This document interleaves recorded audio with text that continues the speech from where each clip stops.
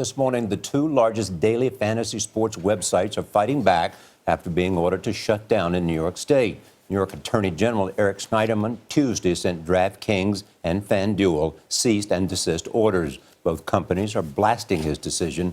Vladimir Duthiers of our digital network, CBSN, spoke with the Attorney General, who says the sites amount to illegal online gambling. Vlad, good morning.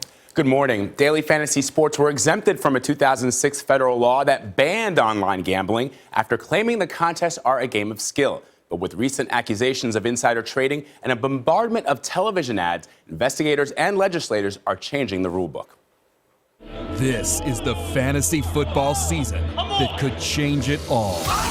It's a crackdown on daily fantasy sports' largely unregulated gameplay, after New York Attorney General Eric Schneiderman ordered the two biggest fantasy sports companies to stop accepting bets in the state. Daily fantasy sports, which we've been looking into for over a month, we've concluded is not some new version of fantasy sports. It's really just a new version of online gambling.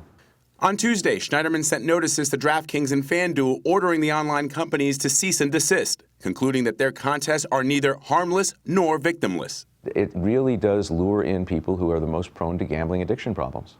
In a statement, FanDuel responded saying fantasy sports is a game of skill and legal under New York state law.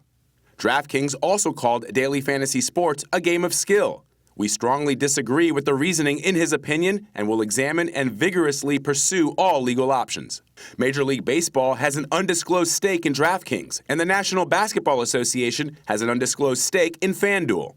It could create quite a lot of drama going forward, and also it's also going to cue things up for a lot of other states that have been looking at this at the same time. 6 other states have already declared that daily fantasy sports is gambling. But according to industry research, New York State has more daily fantasy players than any other.